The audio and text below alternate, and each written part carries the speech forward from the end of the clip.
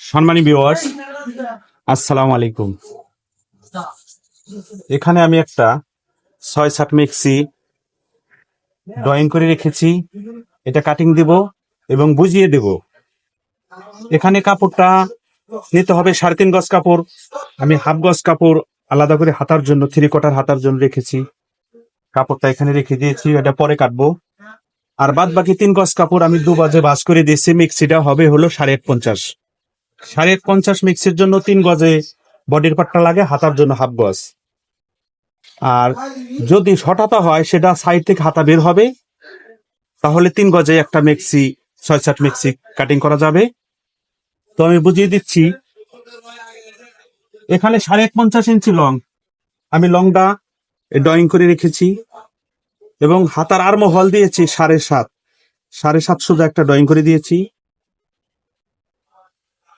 এখন পুটের দিক দিয়েছি আমি 6.5, 6.5 মানে 13। আর গলার দিক দিয়ে দিয়েছি আমি ডাউনের দিকে 5 এবং পুটের দিকে 2, তার মানে ওই দিকে 2.25 দাঁড়াবে। আর এই বডিটা হলো 38 ইঞ্চি, এটা মেক্সি বডি। আর কোমরে হলো 34 ইঞ্চি।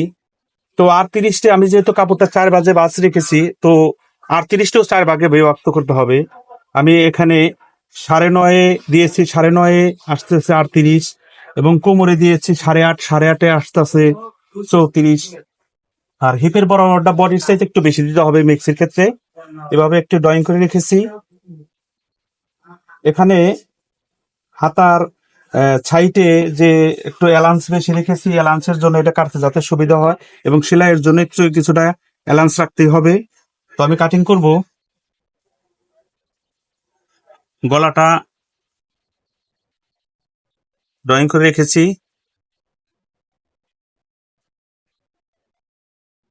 কাঁধের দিকে একটু রাউন্ড দিতে হবে।